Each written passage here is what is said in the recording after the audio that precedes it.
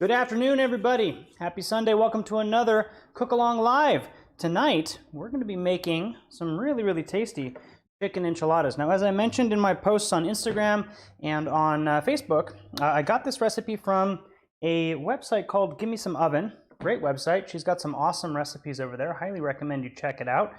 Go ahead and take a look. And without further ado, let's get started. I got a small, actually, you know what? Let's get started with our oven. We're going to get that set to 350 degrees. So go ahead and just get that on bake. And 350 degrees. How's everybody's week been? Kind of settling into a new political structure here in the United States, which makes it quite nice for us anyway.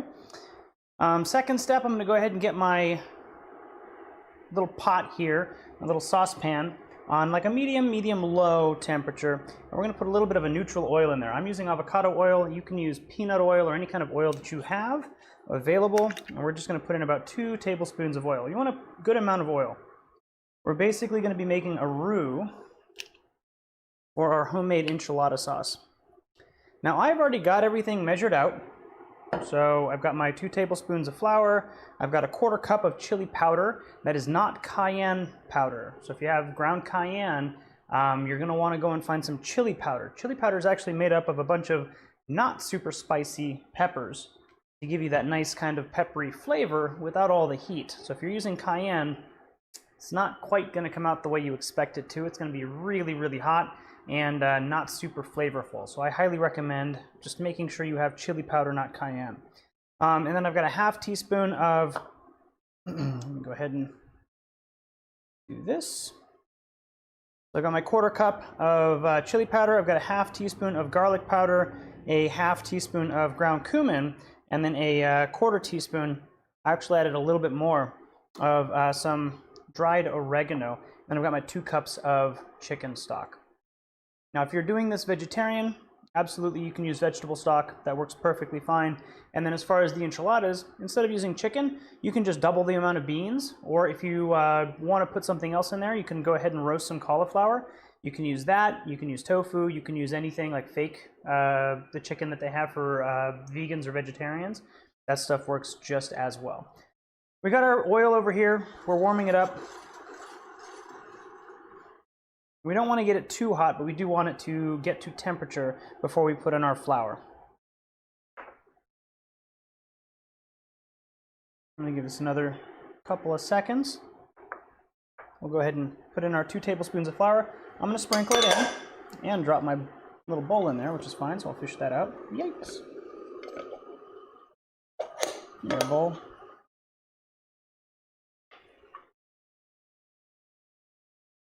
Always fun when that happens. That's why we do it live. I'm going to go ahead and stir in the flour that did make it into the pot, or into the saucepan. And then I'm going to go ahead and pick this up and just kind of scrape everything else off of it and get it into the saucepan as well.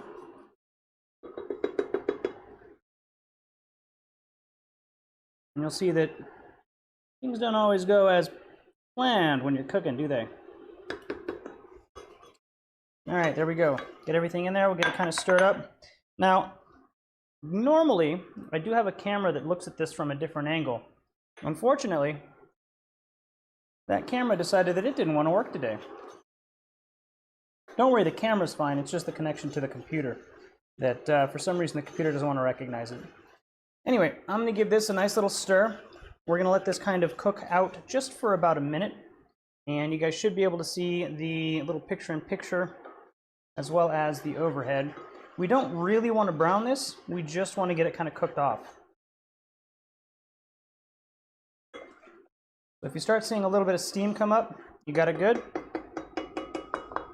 We're going to go ahead and take all of our spices and pour them all in at the same time. We're going to get those mixed in and toasted off as well.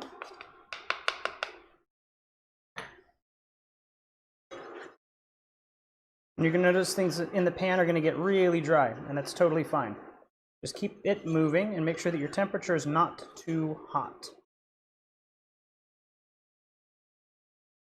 This is going to get rid of some of that kind of powdery taste or mouthfeel that you get when you have a bunch of dry seasonings going into a wet sauce. You should get a really nice roasty kind of aroma coming up out of this.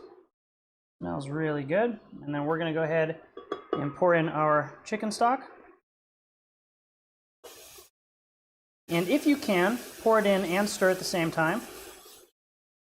If you can form this into a kind of little paste, and then pour in a little bit more.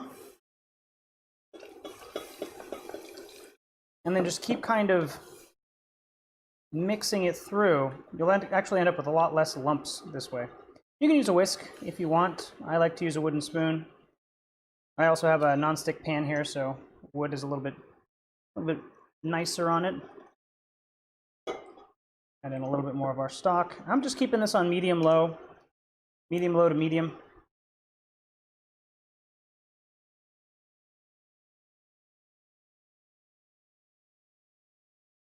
And I'm not seeing any chat, so I hope you guys are watching.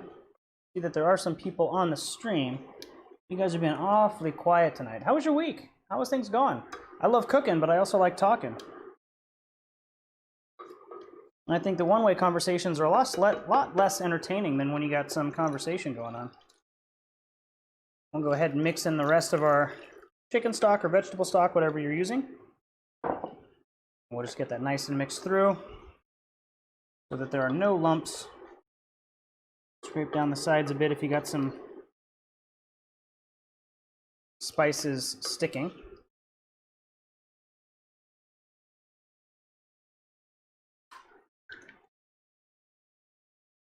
Hey Kim, what's up? Another reason I like to foster the discussion is I just want to make sure that I'm not ignoring anybody. And if the chat for some reason isn't working and you guys are trying to ask questions or anything, and I'm not responding, I like to point that out so you don't think I'm ignoring you. All right. We're good on this. I'm going to turn the heat up to medium-high now that I've got everything incorporated. Hey, Etienne, what's up? Cool. Hey, Annika, how's it going? Good to see you here. Get this out of the way. And we can get started with some of our other things. Just dry off our cutting board. I'm basically going to keep an eye on this until it starts simmering, and then we're going to turn the temperature down.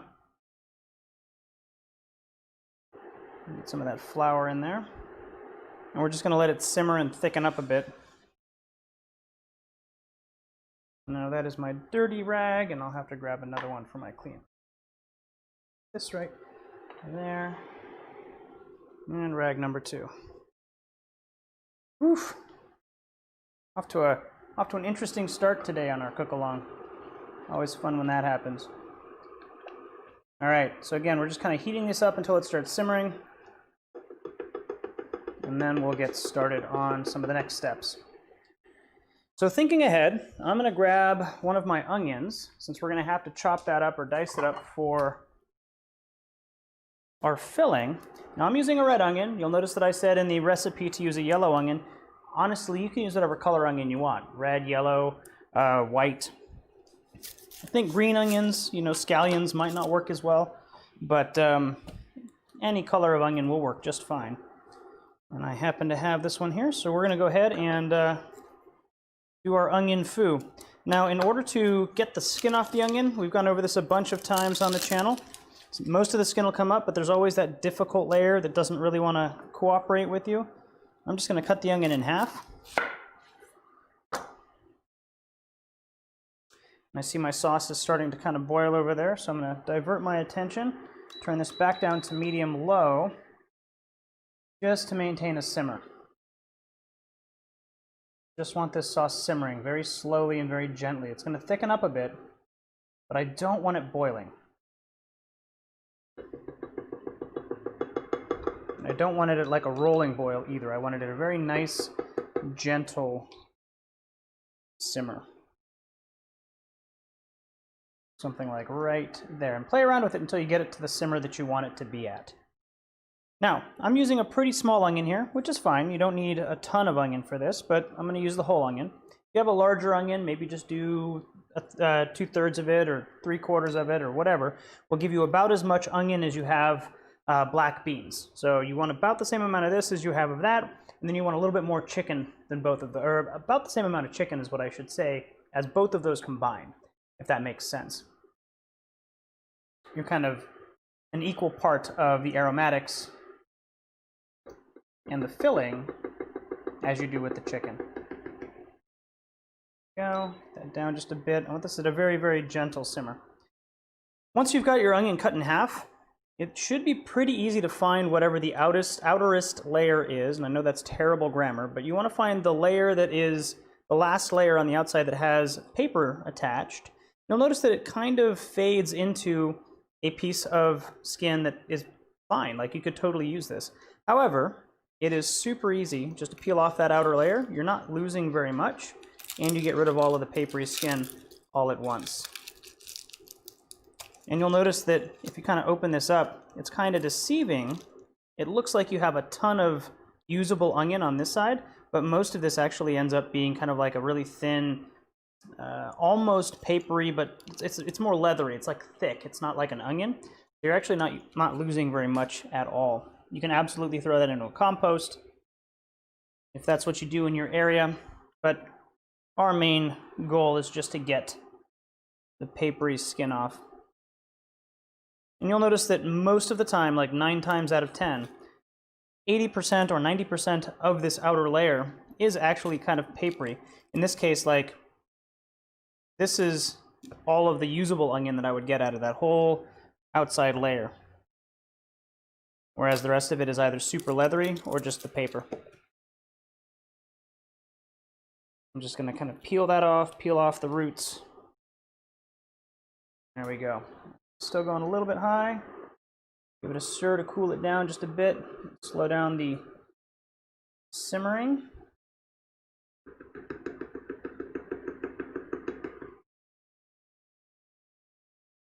One more level down.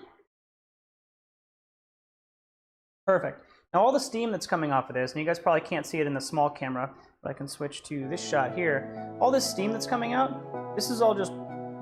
Oh, and I switched back to the music one. Let me do this. And the music goes away. Perfect. All right. So all of this steam coming out is actually water, and that's what's going to thicken the sauce. So you want the steam to come out. You want it to be at a very gentle simmer. Mine is just barely kind of bubbling. And if I do this and then move it out over to here, maybe you can see it, probably not. And then as soon as I take it off the heat, it's going to stop. But it's a very gentle simmer. It's not going very hard at all, but it is thickening up. Totally in the mood for Mexican this week. I'm going to do stuffed sweet potato with veg chili, sour cream, cheddar salsa, etc. Awesome. Hot tip when dicing onion, cut up more than you need. Absolutely, because you're going to be crying anyway. Yep. Put it in a Ziploc bag or any kind of an airtight container. And you've got plenty of onion, or at least a start for onion, for anything else that you want. That's a great tip, Annika. Thank you for that. And I'm just going to kind of very gently take off most of the root, not for any other reason than to make it look better for me. There's just a little bit of paper there. We'll get rid of that. Now, as far as cutting the onion or dicing the onion, we're just going to take it, lay it flat, take our knife, we're going to go horizontal, put our hand flat on top of the onion, or if you want, just a couple of fingers on top of the onion. Just make sure that they're away from the sides of the onion. And we're going to slide our knife not all the way through, maybe 3/4 of the way through, maybe like 90% of the way through or so, something like that. And we're going to pop it out. And then we're going to hold the onion with our hands in a claw like so. And we're just going to use the tip of the knife and cut vertically down through the onion. Again, most of the way through. And if little pieces come out, don't worry too much about it. Everything will get diced. But essentially what you're doing here is you're choosing how big you want your onion dice to be. So here I've got like 1/8 of an inch to 1/4 of an inch little segments in my onion. And now what I can do is, again, do the claw and use the front of my knuckle here to guide the knife vertically across these cuts. And you're left with a very nice dice. Just make sure that your thumb is behind these fingers. Most people like to put it on the back of whatever it is that they're cutting. And your pinky as well. Just make sure everything's behind that front knuckle. When you get towards the back, where I'm at right now, I don't have very much onion left. Got just like a little tenth of the onion left or so. I'm actually going to tilt it forward, like so that now it's on a wider, flat piece of onion, so it's more stable. And my cuts come all the way back to here, so I can actually start cutting from the top as well until I get to that line. And now I can cut lengthwise on the sides and then dice up the sides like so. And then the same thing on the other side. And if you get any of the root, you can just kind of pop it off. And then this is really all you're left with, just a little itty bitty cube at the end. So you get to use most of your onion. Then we'll just do the same thing with this second onion. Again, hand flat on top. Just cut about 90% of the way back. I'm actually going to do 2 on this side just because it's a little bit thicker than the first one. And then same thing. Cut down from the top. And don't worry about speed. You will get speed the more comfortable you get with your knife and the more experience you get dicing. The speed will come. Just worry about the correct process and making sure that your fingers are safe, and then worry about speed later. Depending on how you're cutting your onion, just doing this the proper way might speed you up quite a bit already. All right, same thing. I've tilted it forward. Just gonna go ahead and cut the top. And then this time, again, I've got a little bit of a thicker piece, so I'm gonna do 2 slashes from the side. And then just cut along like so on both sides. I am actually tearing up and fighting very hard not to start actually crying. Now I've got a bigger bit here at the end, so I'm not going to be afraid to go back and just kind of cut all the usable onion. And then there we go, just a little itty bitty bit with the root at the end there. All right, going back to our sauce, I'm going to give it a little stir. It's thickening up, looking great. Oops, careful with that.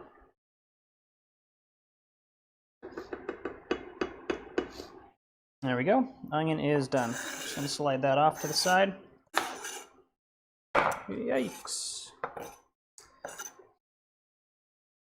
Trying to do all this through tears is not fun.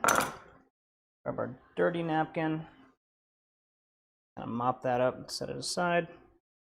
We're gonna let that keep reducing. And what we're gonna do is pull out our chicken. If you guys have already diced your chicken, awesome. I have not, so I'm just gonna show you kind of how I go about doing it. Hey Dad, how's it going? Thank you. And yeah, there you go, Drake and Allison. That's exactly how you take care of your onion and get down all the way down to the stem without having to worry about a lot of waste. Now we want to dice this chicken pretty thin. What I'm going to do is while I'm handling this chicken, you're going to notice that I'm primarily only going to use my left hand to touch it. My right hand is going to be with the knife or anything else that I need to grab. So you have like a dirty hand or like a Salmonella E. coli hand, and then like your normal hand that you can actually use to do other things without cross-contaminating your kitchen. You'll also notice that I'm using a smaller second cutting board just because it's easier to get this squared away and then just move this straight to the sink. Again, that way you're not cross-contaminating, you're not getting chicken bits all over your cutting board, having to rinse off the cutting board that you're using for the primary stuff that you're working on. You can get just a small, cheap bamboo cutting board at a cooking store, or like your Safeway probably has them, or Ralph's or Vaughn's or Tesco if you're in the UK. They probably have cutting boards. I've never been to a store in the UK, so I'm just guessing here. But all of our grocery stores here tend to have like a little kitchen utensils section. I'm going to go ahead and just slide this. You'll notice I grabbed it with the ball of my hand, not part of the hand that touched the chicken. So you're just kind of keeping conscious of what you're touching and where. As far as the chicken breast goes, for this particular recipe, we want these to be cut down to 1/4 inch little cubes. So our chicken is quite a bit thicker than that. It's actually about a ½ inch to an inch. So what I'm going to do is lay the chicken flat, long ways. I'm going to take my knife and we're going to do very similar to the onion. We're just going to kind of hold it flat with the flat of our hand, or with a couple of fingers at least. We're going to take our knife, come down about halfway through, and we're just going to slice horizontally into the chicken breast. Now what you can do while you're cutting is kind of peel it back, like so. And just kind of make sure you're getting your whole knife through the chicken breast. This is also how you can butterfly a chicken breast if you want to do that for a recipe. You'll notice you just cut it in essentially half. Now, as far as this goes, I can continue to just like cut that section off and have 2 halves of a chicken breast. But since it's all about the same thickness now, I'm just going to go ahead and cut this into 1/4 inch strips. I'm going to start over here and just cut across, or cut lengthwise, I guess. We're not cutting across, like so.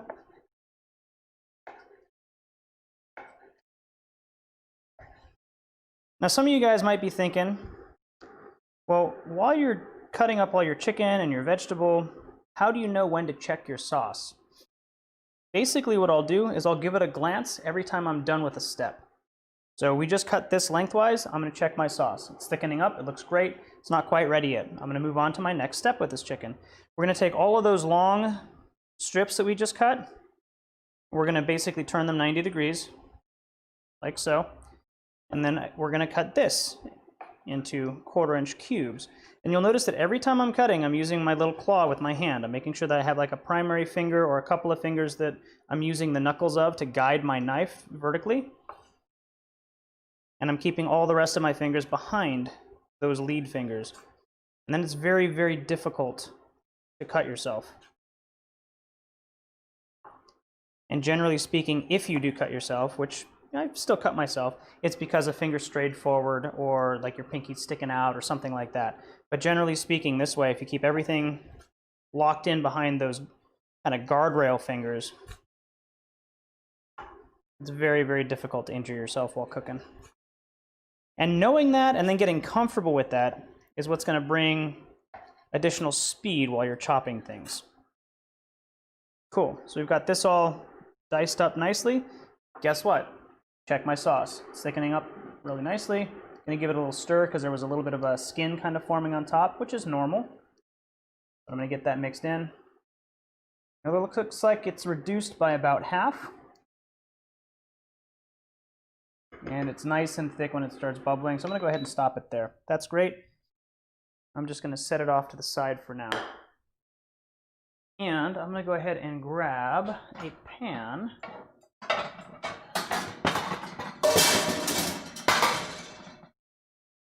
And throw everything around in my kitchen here for our filling. There we go. I'm not going to get that warm yet because we still have half a chicken breast, or a full chicken breast here. A half of our chicken left to dice down. I'm just going to kind of slide that off to the corner.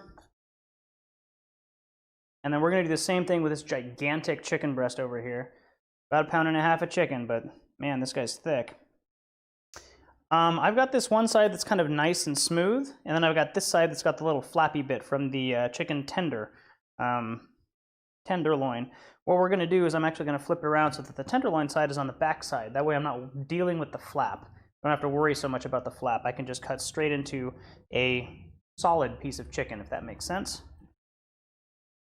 So what I'm going to do is, again, cut this about in half. And then just kind of use my hand, keep the chicken flat against the board. And then by doing this, you're putting your hand on top of the chicken. Unless you tilt the knife up or like angle it up and come back, it's very difficult to injure yourself. I'm not putting it on the edge where the knife edge is going to come out. I'm just going to cut through the chicken breast with my hand on top. If I lift the chicken breast in half like so, I'm keeping the rest of the chicken below where my fingers are. I'm only going to grab like the top third of this, and then I'm just going to use the edge of the knife to kind of slice through the breast like so. And now you'll notice my fingers are over on this side of the board. I'm still actually cutting the chicken breast in half. just by pulling it across. Here we go. This all looks good. It's about the right thickness. So again, in this case, this is a giant piece of chicken. I am going to actually cut it in half. And what I'm going to do is stack it now. Make my life a little bit easier. And same thing, just going to do one stretch like this, one stretch like this, cutting it down to about 1/4 of an inch thick, 1/2 of an inch thick. You don't want these to be giant honking pieces of chicken because they're going to be filling, and you want them to fit nicely inside of your little enchiladas. Go. And then same thing, I've got this. I'm going to go ahead and just turn it 90 degrees and then cut across into nice little cubes.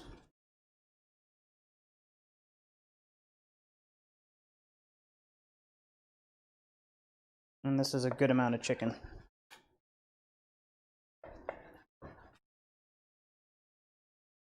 For our enchiladas. I'm not super worried about everything being perfectly cut in a cube shape. That's not the point. I just want them to be about the same size. And the reason you want them to be about the same size is because then they cook evenly. They cook at a similar rate. Each piece of chicken or cauliflower or whatever it is that you're putting in your filling will cook at the same rate. All right, there we go. We got our nice little pile of chicken here. We got our pile of onions. We got our pile of black beans. I'm going to take my knife and move it over to the sink and wash my hand real quick. You'll notice I don't have the sink cam set up this evening either. That was just oversight on my part while I was trying to troubleshoot that other camera that looks at the cooktop. So apologies for that.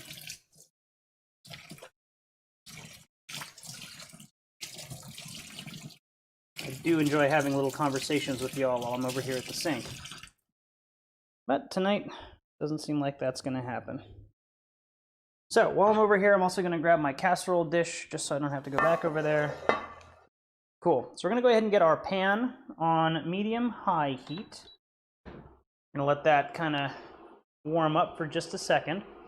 We're going to put our chicken in first. And the reason that we're going to put our chicken in first is because I want to get some of that fond. We've been talking a lot in the past couple of episodes about building flavor, building layers of flavor, and adding additional flavor to the things that we're cooking. And so the way that the recipe is written on the blog, she starts with her onions first, which is great. I mean, that's a great way to do it. I actually want to get some of that chicken flavor, kind of the roasty chicken bits on the bottom of the pan as I'm cooking this out. So that's what we're going to start with. We're going to start with our chicken. We're going to add a little bit of oil to this once it warms up. And we're going to get our chicken going, get the fond going, then put our onions in and mix everything together. That way the onions, the acid from the onions will release the chickens, the little bits of chicken on the bottom. And you'll get a lot of that kind of crispy roast chicken flavor into this filling. Then we'll add everything else, the beans and the chilies. Now you have the option here. When you get your canned diced chilies, you can get fire roasted canned diced chilies. You can get regular canned diced chilies. You can get hot or mild. They probably make medium, but I haven't found medium anywhere that I've looked. So if you want to control the amount of heat in your enchiladas, you can absolutely do that just with the chilies.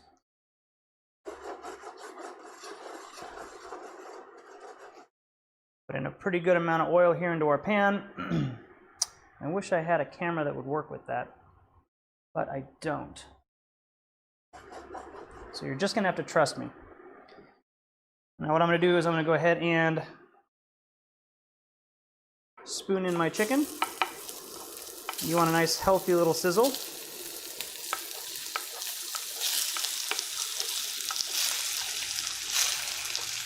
And then, like I said, this cutting board is going to go straight over to the sink.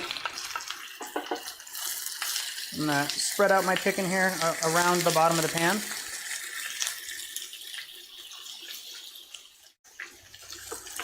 and I've got the pan at medium to medium high, so kind of in the middle of the two. And we're just gonna let this kind of simmer over here. We'll take this over to the sink and just drop it in.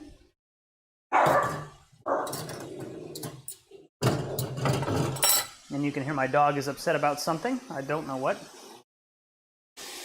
While we got this simmering, we're gonna go ahead and season it.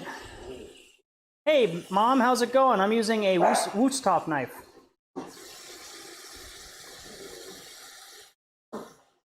Wursthof Classic Icon. I've had it for quite a while. You'll notice I'm seasoning the chicken here now with some salt. You don't have to overdo it, just add a little bit of salt, and then we're gonna add a little bit of fresh cracked pepper here on top.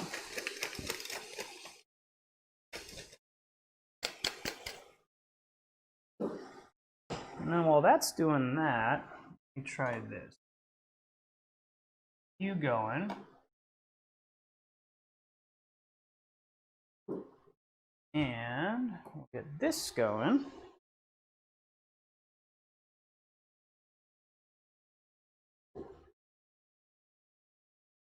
And 2 seconds, I'll be right back. Now it's all good that I'm just letting the chicken kind of simmer because I do want to get that fond on the bottom of the pan. I know this is not a conventional cook-along live, but sometimes things don't quite work out the way you want them to while you're prepping. And hey, you know, in 44 episodes, haven't had too many weird cook-along lives, so not complaining. But what I'm gonna do, this is my sync cam, it's just my phone, in case anyone had ever wondered. I'm not quite sure if I'd ever told you guys that or not. We'll go ahead and get this guy set up with his little mount, and we'll grab the sync cam tripod.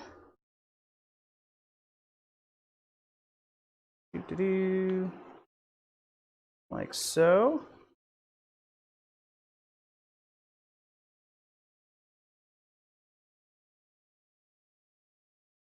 Ooh, you know what? Let's not use the sync cam tripod.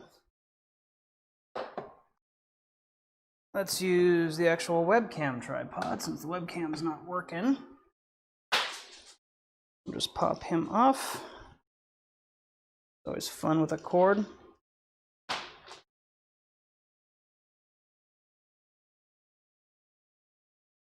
All right, tripod's off of the camera.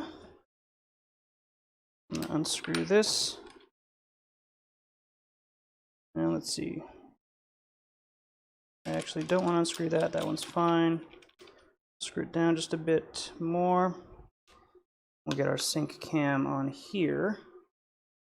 That's why I wanted that tripod, because this one doesn't bend down. So what we'll do, get this like so. Put him over there. And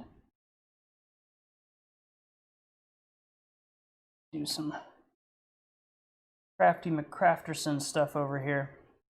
All right, sync cam. We'll do that. You guys can see the pan now. That's not a great angle. Let me do this. Go like so.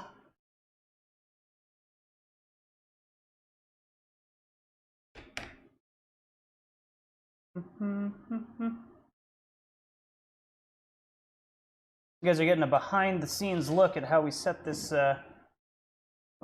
whole thing up. Something like that. If I can zoom that in a bit. Yeah, that's not going to be ideal.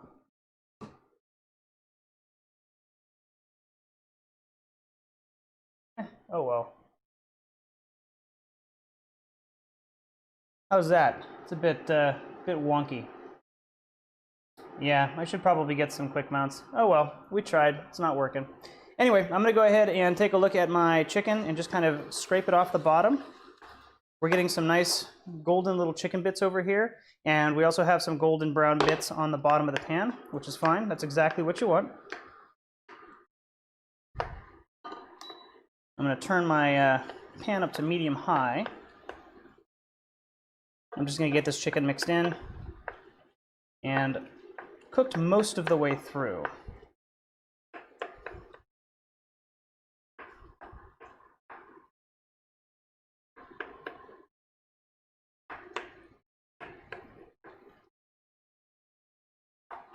And get all those little cubes broken up if they're sticking together. Just kind of break them up. You want nice little separate pieces of chicken.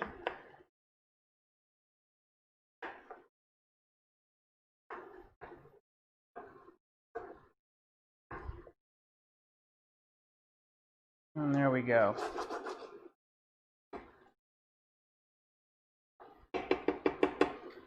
You probably have a fair bit of moisture in the pan. You can either let it burn off, or I should say cook off, where it's basically all going to evaporate, and then you're just going to be left with the chicken. You want to get as much of the moisture out of this as you can, because we're going to be wrapping this filling inside of soft, pliable tortillas, essentially. And the more moisture you have, the more soggy the tortillas are going to get, especially once they go into the oven. And that moisture has a chance to kind of sit in there and like steam and boil. You're going to start causing your tortillas to kind of fall apart. So there's a couple of different options for you. You can absolutely keep it just cooking off until the steam evaporates. Or if you want, you can do very similar to how a lot of people do tacos, where you take all the grease, you kind of pour this through a sieve of some sort and collect the grease in some kind of another container. There's not very much grease here. This is going to be mostly just moisture, especially if you didn't put too much oil in the pan. So you would essentially just be pouring water out of the pan and separating it from the chicken. Totally up to you how you want to do it. But I do recommend letting that moisture kind of cook off. And probably what I'm going to do, just for the sake of time, is pour it through a sieve just to get this all separated out.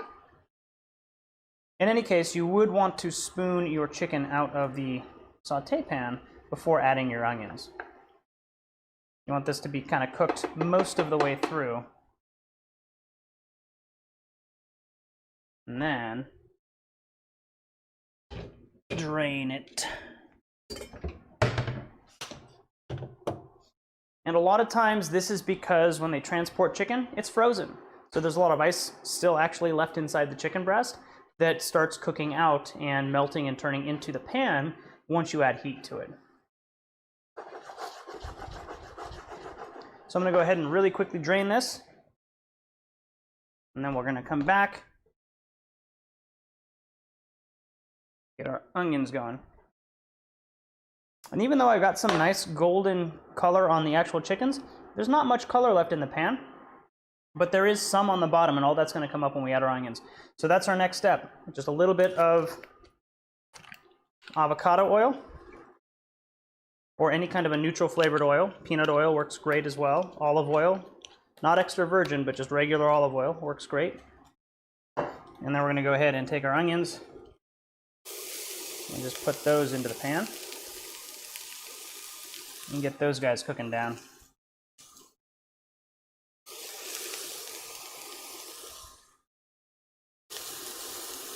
And we're going to turn our heat back down to like a medium to medium high. You don't want it too hot because then you'll just burn your onions, and that's not what we're going for.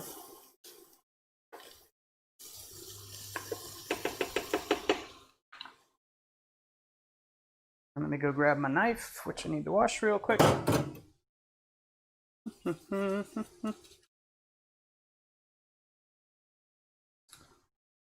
It'd be awesome if GoPros connected wirelessly to your computer and could function as like a camera input, but haven't found a way to do that yet.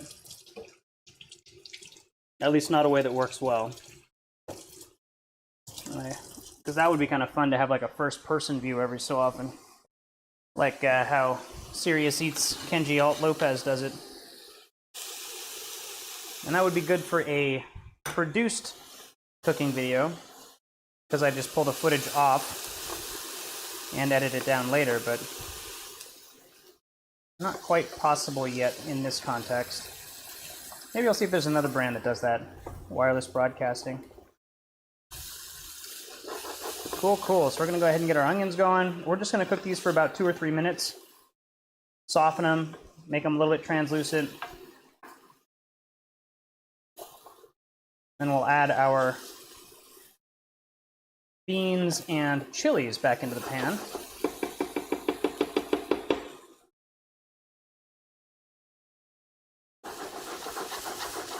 And then we'll grab our chicken. Well, since you guys can't see the pan, I'll switch to this view now. You have a much better view of the pan in this view than you do in the top-down view. Kind of fun.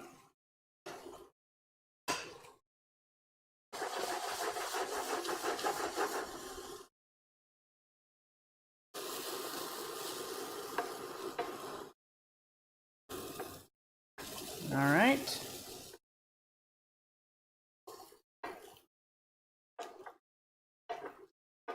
Onions are getting nicely cooked through. If you see any big pieces of onion that might need to be broken up, go ahead and break them up. And feel free to fish them out and remove them if they're not already cut or they're not going to get broken down. Or just pop them off onto your cutting board for a second, let them cool down a bit, and then just dice them up a little bit. Either way, that all works. You do you. You do what you're going to do in your kitchen.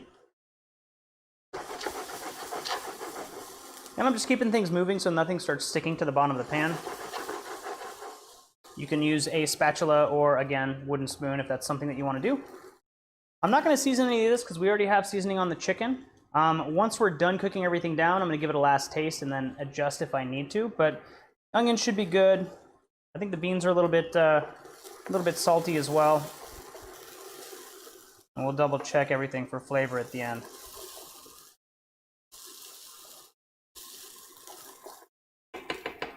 There we go. Get our beans in.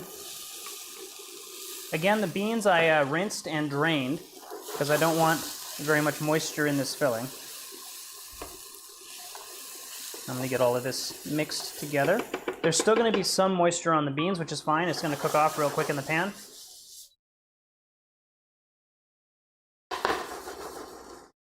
Get that nicely mixed. And then for the chopped chilies, I did the same thing. I didn't rinse them, but I did drain them, just to get as much of the moisture out as I could. I didn't go and like squish them or do any of that stuff. I just ran them through poured them into a sieve. All of that extra canned moisture came off. And you'll notice there's still a little bit in here. Maybe you can see it kind of pulling up there in the corner. Maybe not. But I just want to get as much of that out as I can, because it makes your job a little bit easier when you're rolling these things together later.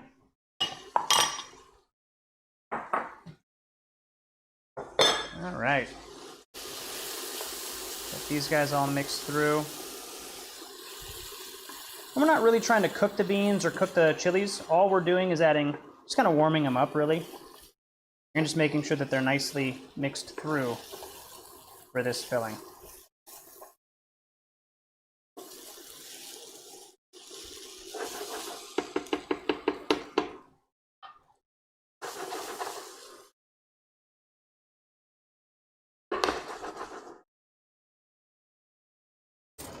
I'm actually going to give this a little taste right now. Why reintroduce the chicken?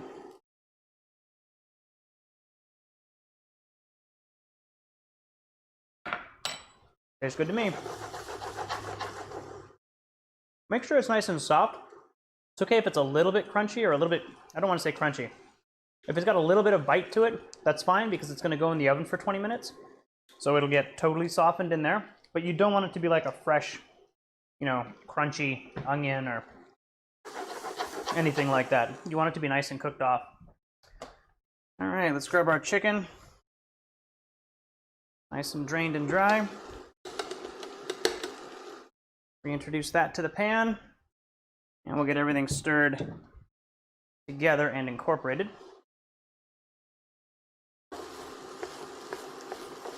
Like so.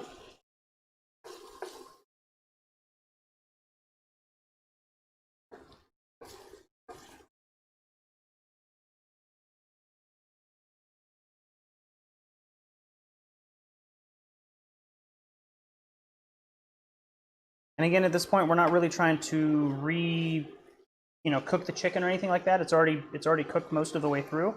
The oven will take care of the rest of it. We're just trying to add a little bit of warmth back into it. Bring it back up to temperature. There we go.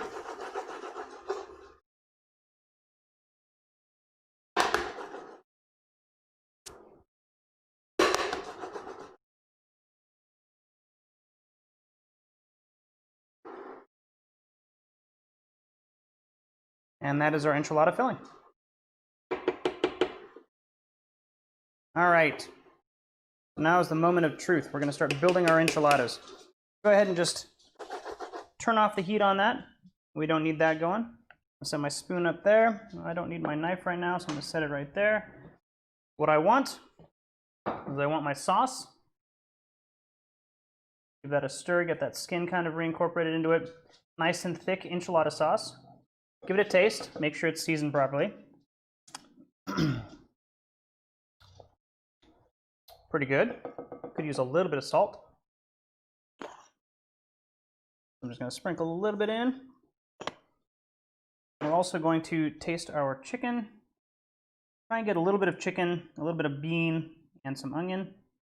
Maybe a little chili as well.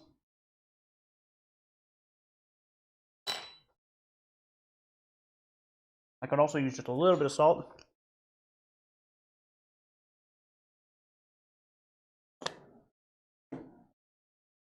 Just stir it in.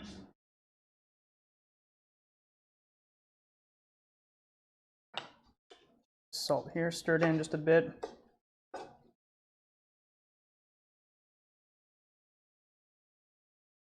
And what we're going to do is basically build a little fill station.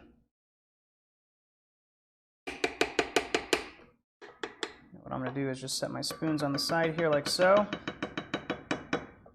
The benefit of using wooden spoons, they don't absorb heat, they won't melt, so I just kind of put them on the sides.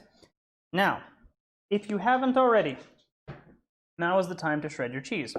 If you have a Mexican cheese blend, which is basically cheddar cheese, jack cheese, and then like 2 other cheeses that I wasn't able to find, but honestly I think cheddar and jack work just fine. If you have a bag of Mexican shredded cheese, go ahead and use it. It's just as easy to shred your own, so that's what I did. And I'm basically going to put these guys kind of in a little circle, semicircle around me like so. Over on the left-hand side of me, I've got a nice little baking tray that I'm going to use here, a baking dish. Get my tasting spoon out the way. And last but not least, grab a couple of spoons here.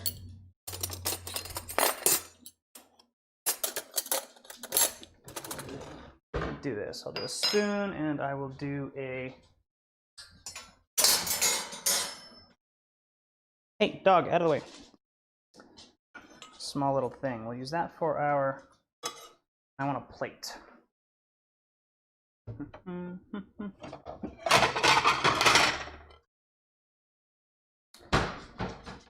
So here's our little fill station.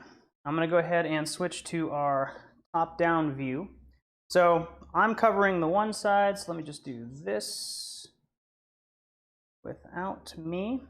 You guys can see I've got the sauce up here. I've got my chicken just off the frame right over here on the right. I've got cheese up at the top. Then I've got my little casserole dish, just a 9x13 standard casserole dish. And I've got olives. I haven't opened the can, but they're right here. I'm just being lazy today and using sliced olives. Thank you, Mark. Thank you, thank you, thank you. So what I've done is I've heard a lot of people say that they're not authentic enchiladas unless you're using corn tortillas. So that's what I've got, corn tortillas.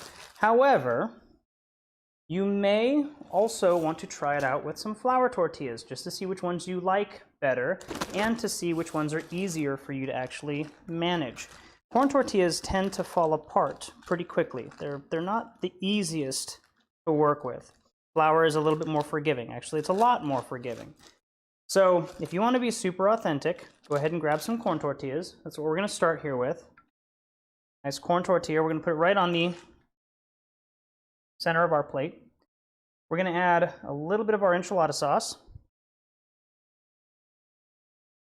And then I'm just going to kind of Italian style pizza spread it. We want to cover the entire surface of the tortilla. You don't want it to be sopping wet, but you also don't want it to be super dry. You want to get a pretty good coverage here on your tortilla. And don't worry if it gets on the plate. The plate is there to catch anything extra. Got a nice bit of our enchilada sauce. We're going to go ahead and scoop in a nice little line of our filling, like so. Don't make this too big of a pile, and don't skimp. Try and give yourself, I don't know, it's about a quarter of the tortilla width. So mine's like about just about an inch. Then we're going to add a little bit of cheese right on top. Again, don't overdo any of this. Make sure that there's a nice amount. Now, we've got sauce on both sides, so just pick a side. I'm going to grab the right-hand side first and fold it over, like so. And then the left-hand side I'm going to fold over as well. Make sure you tuck it pretty well, but if it's a corn tortilla, be gentle so that you don't tear it, and mine's tearing on the sides. So see, if you go a little bit too much, you'll actually ruin your tortilla like I just did, but that's fine. It's all going to go into a pan anyway. So I'm going to go ahead and use my knife to pick it up. I'm going to set it crosswise in my pan. Now this is a lot of the reason why I like to use flour tortillas, because these things kind of fall apart. Now, if you're making your own corn tortillas, because I've made corn tortillas myself before, they don't dry out like the ones that you get from the store, and they are a lot easier to work with. Although, there are pros and cons to those, because those ones are also super moist, so as you're folding them, they won't separate like this, they won't like break apart and fall apart on you, but they will...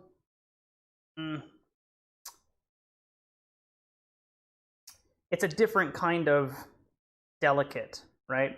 The corn tortillas are super delicate. That's a great way to say it. On the contrary, if you start with a flour tortilla,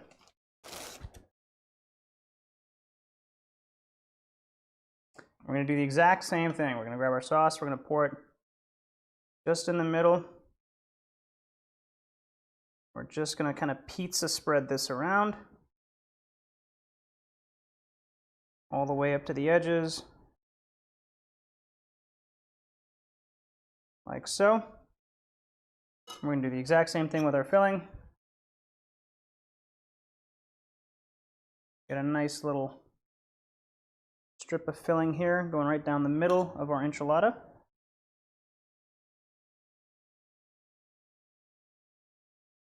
Again, don't overdo it, but you're using a larger tortilla generally speaking when you're using flour, so you may get less actual enchiladas out of it, but they're bigger. So you're like almost doing a 2-for-1. And same thing, just a little bit of cheese on top.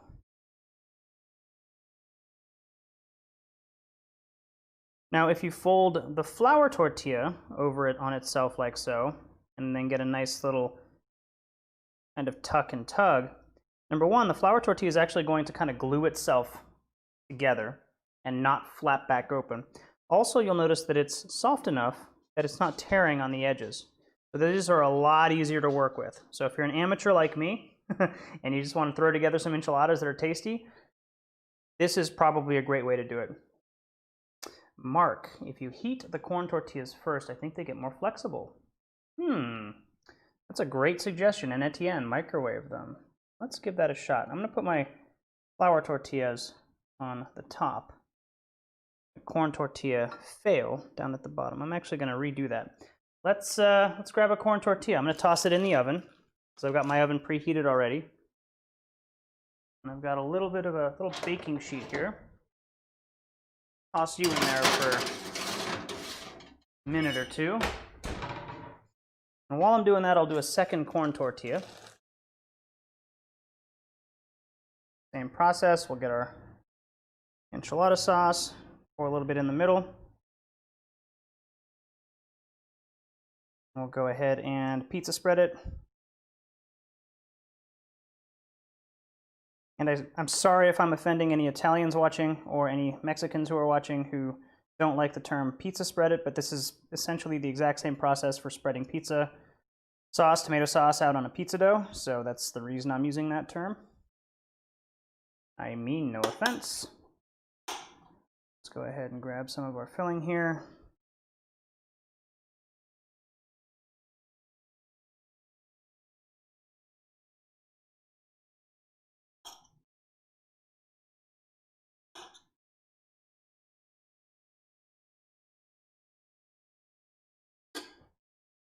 Get a little bit of our cheese on there.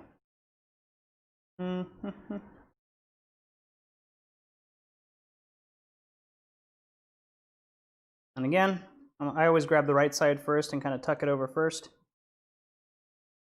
And then we'll grab our left side and just kind of swing it over the other side. Again, you don't have to use chicken. If you're using, you can use roasted cauliflower, you can use tofu, you can use the vegan chicken that they sell in the stores.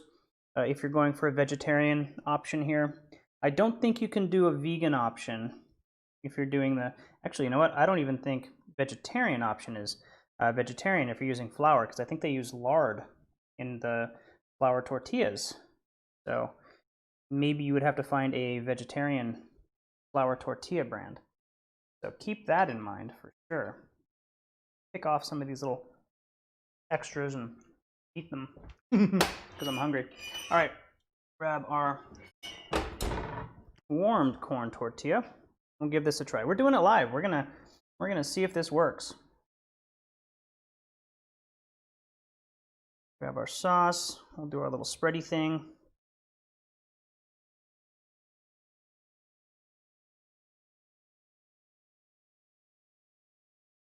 Go. I'm gonna grab the filling from this one that we already kind of did. See if I can transfer it.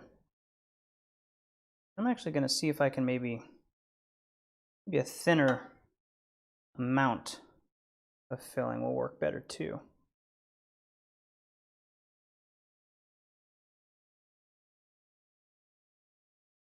Go. And I'm just going to keep it at that.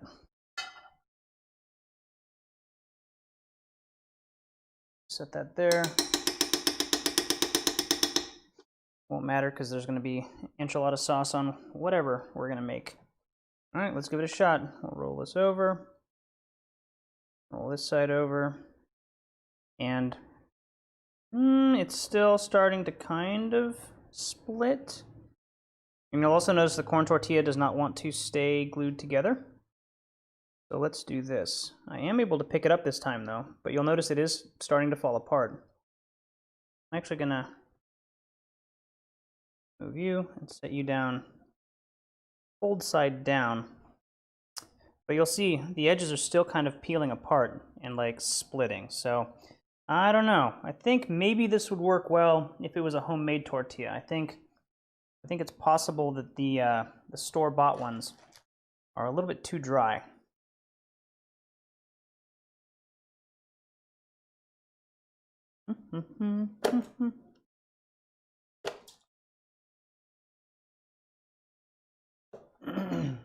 And honestly, my body doesn't react very well to corn tortillas, so I'm just going to make the rest of mine as flour tortillas. But I did want to let you guys know that there is the option. You can do it either way. A lot of people don't consider them authentic unless they're made with corn tortilla. But honestly, my philosophy is you do you. Whatever you're making in your kitchen, it should reflect what you enjoy.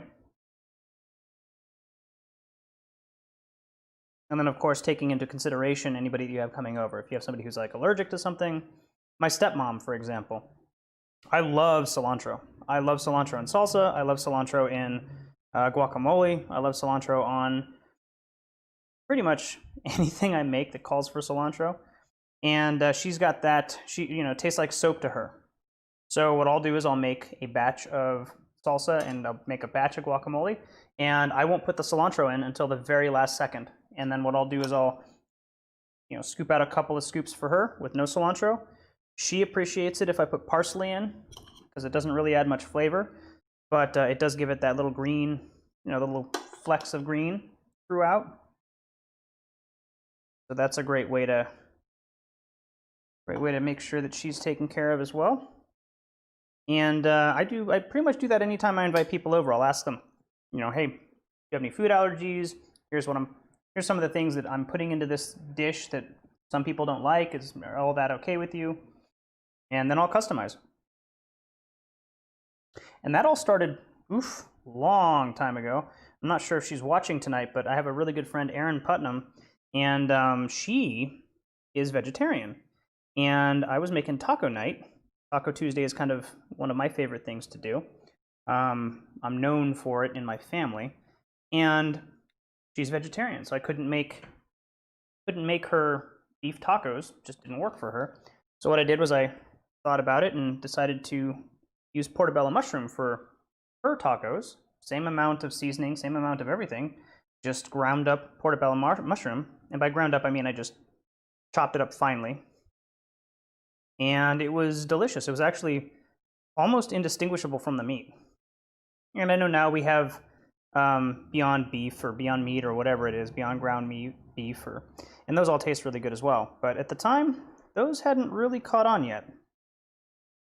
But I'll always ask. I just want to make sure that everybody who comes over is, you know, going to enjoy themselves. I'm not going to try and push what I like on anybody. Although I always will try and get people to try things, assuming it's not against their principles.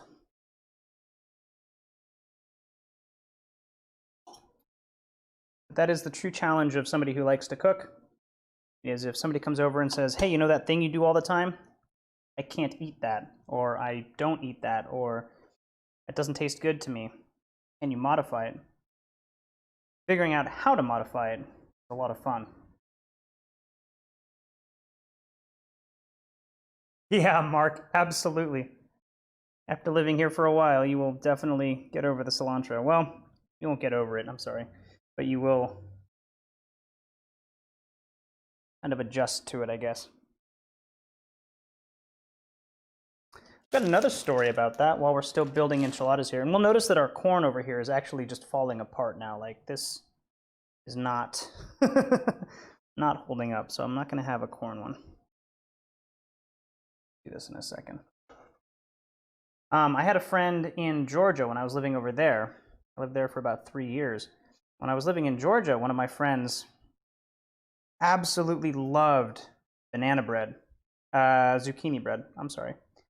And that friend of mine had, over the years, developed a cinnamon allergy. And so she was not allowed, she just literally couldn't eat cinnamon. Well, one of the main spices in either banana bread or zucchini bread is cinnamon. And I was cooking for a local farmer's market, just as a kind of fun side hobby. And I was making zucchini bread for them, and she came over and was like, oh my god, I love the smell of your kitchen. It's amazing. I love zucchini bread. I haven't been able to eat it in 5-6 years because everybody puts cinnamon in it. And so it was a lot of fun coming up with a analog for cinnamon. And essentially what I did was I used clove, and I believe it was allspice, because allspice doesn't have cinnamon. It's actually its own berry. And so instead of cinnamon, I went ahead and did that, and she was over the moon. And I think that's a lot of fun, doing stuff like that. All right, the flour tortilla. I'll probably do 2 more. 2, 4, that'd be 6, 7. Yeah, I could probably fit 2 more in here. And we'll get these into the oven. We'll make our guacamole.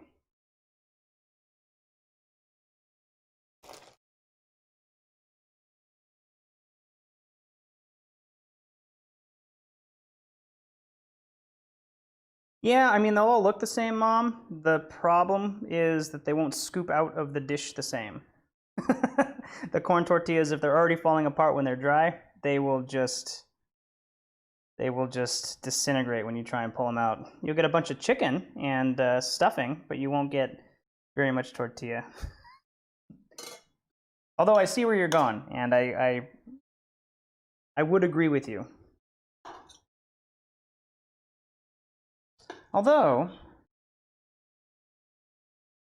I'm wondering if we put some of that sauce on the corn tortilla, let it sit for a second so that the corn tortilla could absorb some of that moisture.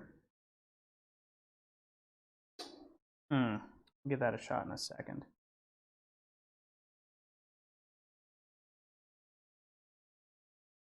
But, I mean, this is essentially it for the enchiladas. Once we get these last two wrapped up, rolled up, and tossed in the oven for 20 minutes, the enchiladas are more or less complete.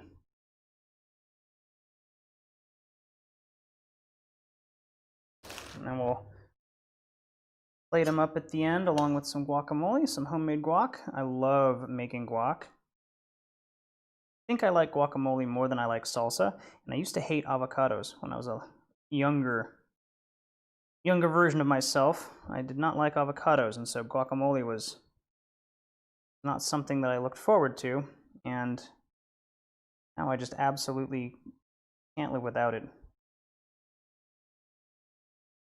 I honestly make Taco Tuesday, or I do Taco Tuesday, just so I can have guacamole.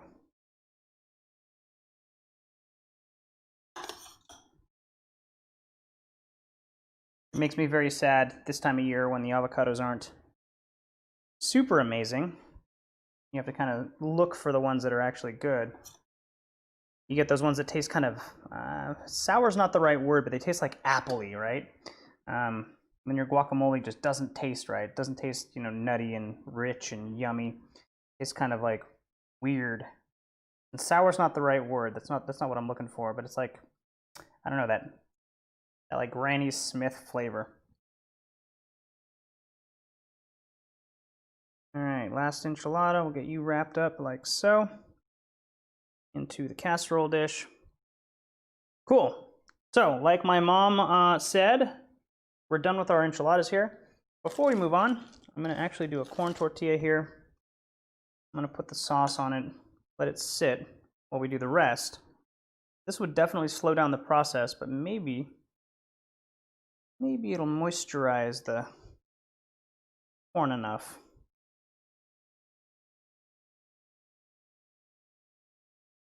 There we go. We'll just do that. I'm going to set you aside for now. We'll put this front and center.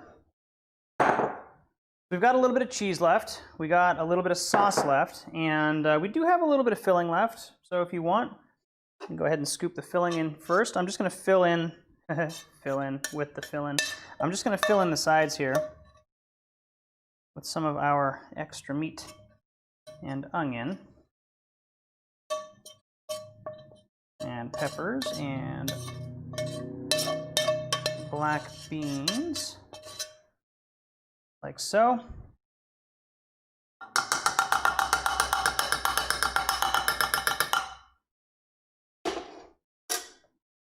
Now what I'm going to do is I'm going to pour the rest of my sauce over these guys, and I'm just going to try and get an even spread on all of these enchiladas.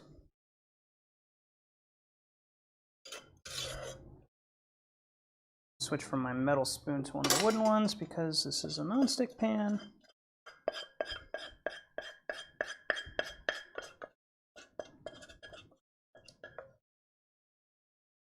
And we'll just go right up the middle with this, like so.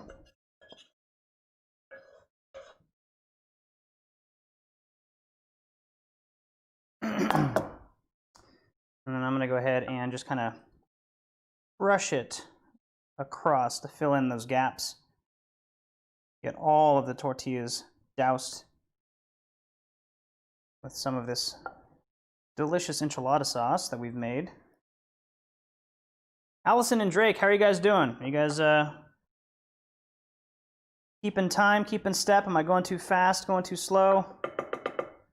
How does your enchilada sauce taste? I know, Allison, you were saying that you've never made enchilada sauce from scratch before, so I'm curious. What do you think? There we go.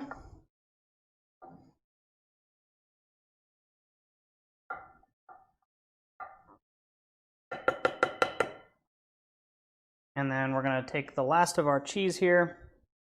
Feel free to grate more cheese if what you got isn't enough. I'm just going to sprinkle this right over the top like so.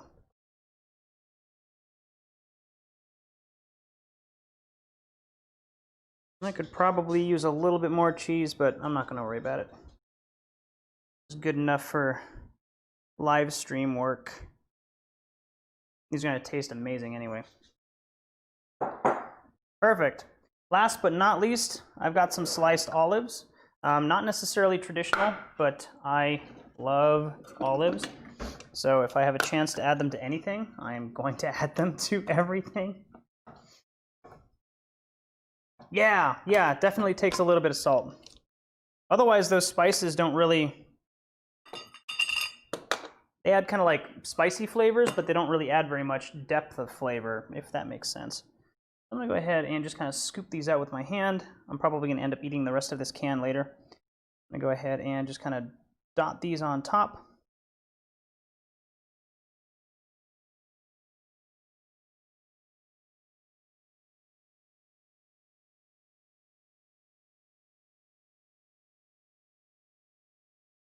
And this is going to go in the oven for 20 minutes while we make our guacamole. Like I said, I love olives, so if this looks like I'm going a little bit overboard with the olives, it's just me. And this is essentially going to be dinner for the next week for me, since I don't have anybody else to eat it with me. So yeah, I'm just going to make it my own. And that's what cooking should be. Like, honestly, if you were cooking something and you're like, wow, I really should add this or that or whatever to something, do it. And if you love it, awesome. If you don't love it, it was a good experiment, right? All right, so we'll switch back to this view. Hi, everybody, I'm back. Usually I've got 4 cameras again. The one just did not want to connect to my computer tonight, so I'm gonna have to troubleshoot that. Spent about 20 minutes trying to fix it, couldn't figure it out. And I've got the other sync cam, but I didn't set it up because I didn't expect to have to use it, and I ran out of time. All of this is going into the oven for 20 minutes.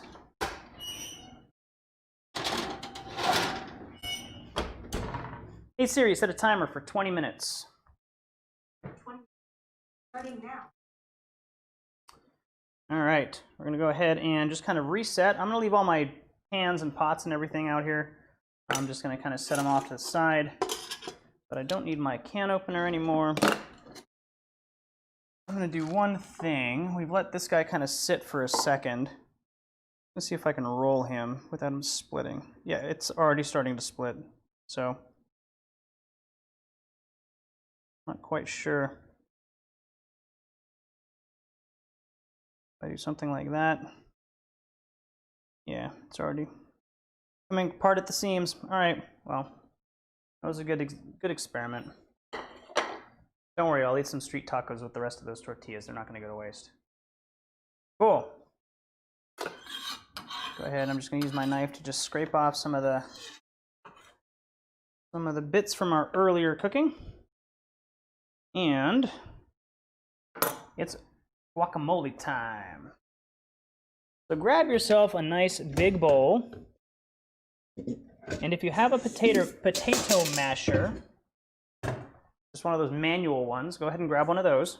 And let's see, where might mine be? Here we go.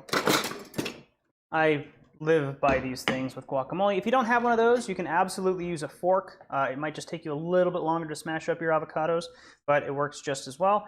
If you want to use a garlic press, you absolutely can. I'm just gonna go ahead and use my knife and my cutting board and make it super easy for me. And I'm using cherry tomatoes. You might have noticed in the ingredients list, I said grab 10 or so cherry tomatoes. If tomatoes are in season, I will just use vine-ripe tomatoes, or one vine-ripe tomato. Right now, tomatoes are not really in season.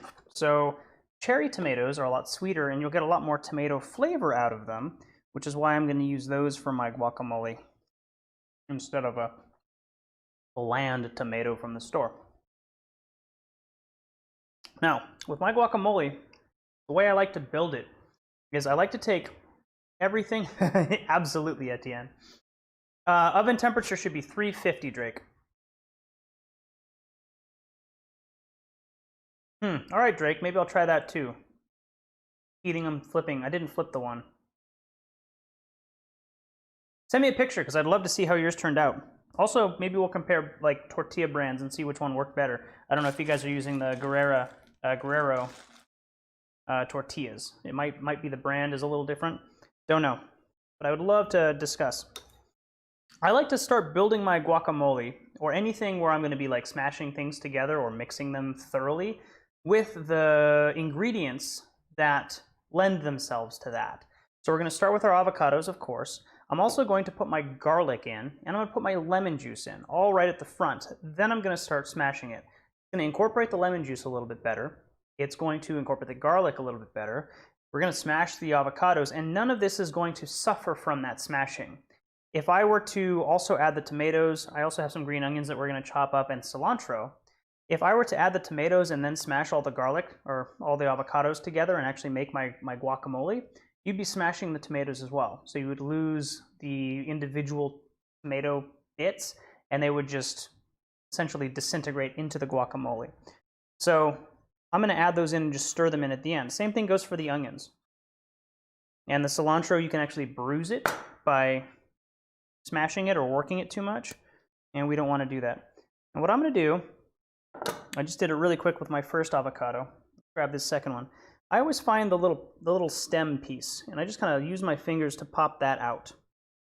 Kind of get rid of it. This gives me a nice little soft bit of avocado to cut through without very much effort. Now I'm going to cut through all the way until I hit the stone, is what they call it, the seed in the middle. Now, I like to do it with my whole hand. This is not the safest way to do it. I'm going to switch back over to this guy here. So I usually will just do this. This is not the safest way to do it. You're kind of trusting that there's a seed in there or a stone in there that's big enough to stop the knife before it hits your hand. You can absolutely do it on a cutting board. Same thing. We're going to use our claw here. We're just going to slice into it until we hit the stone. Now, we're going to rotate the avocado on the cutting board. Joff has a different way of doing this. Etienne has a different way of doing this. But this is how I do it, until I get a nice cut all the way through the avocado. Now you can take the avocado and just basically unscrew it halfway and pop it in half. And you've got two halves of an avocado. Clean off the cutting board. Now, as far as the seed, same thing. You can set it down flat on the cutting board. I'm a terrible person and like to hold my avocados like so, but to demonstrate, I'm going to put it on the cutting board. I'm going to take my knife and just very gently kind of knock into the avocado seed, into the stone. Now I can again pick it up and give this a little bit of an unscrew, and the seed comes right out. What I will do, and then to get the seed off the knife, you just take your fingers from the back end of the knife and you pinch right where the avocado seed is, and it'll pop right off. Now what I'm going to do is I'm going to save my avocado seeds and pick the best one as kind of like a garnish piece for the actual guacamole. Let's go ahead. There's no little stem on here, so I don't have to worry about that. I don't really have to worry about this sticker. I'm just going to cut around it. And then same thing on this. Just going to kind of cut down until I hit the stone, rotate. You can also rotate horizontally if you want. It's easier for me to see if I'm doing it this way. There we go. And we'll unscrew the avocado. There we go. A little knock. And then turn, seed comes out. I'm actually going to use this middle seed because it's the roundest and looks the best.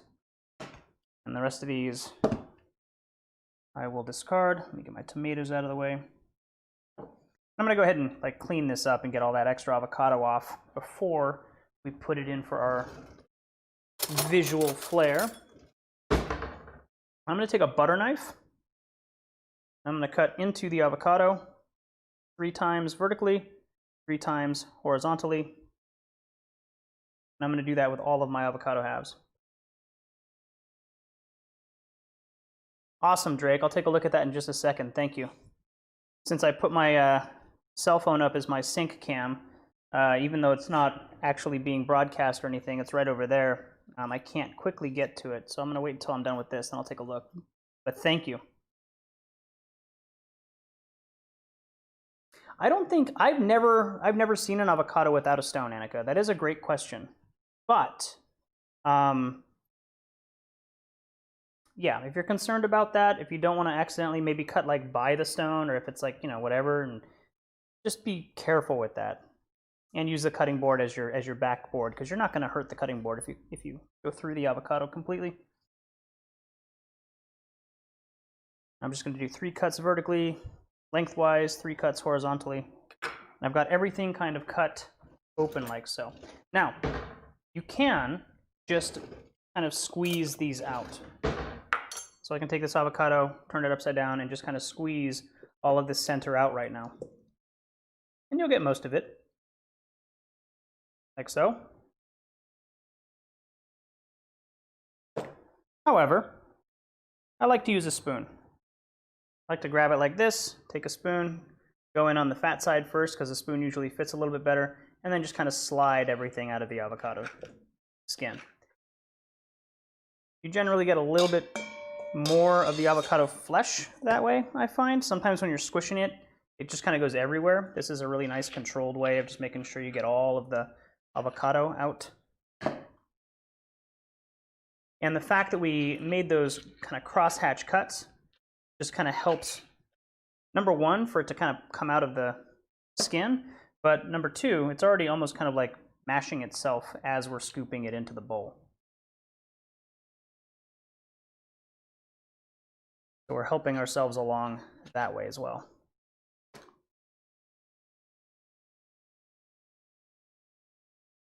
Yeah, Mark, I've never seen an avocado without a stone as well. I was, you know, just thinking of a reason for not wanting to use your hand as the backbone. That's it. We're good. I'm still going to use this spoon. It's going to be the mixing spoon that I use later, once I've mashed everything. We've got our avocado split out. I've got a couple of garlic cloves here. I'm going to use 2. As far as getting the skin off of a garlic clove, you can just kind of gently twist a little bit with your fingers, and then the skin should kind of peel right off. And if you split the garlic clove in half, that's fine too. You can also use your knife and just kind of give it, I like to call it a love tap, just a nice little gentle tap, and that should kind of loosen the skin so that it comes right off. Now what I'm going to do with these 2 pieces of garlic, I'm going to move them kind of towards the bottom of my cutting board here. Again, I'm going to use my knife, and I'm just going to smash the hell out of them. And then I'm going to cut them lengthwise.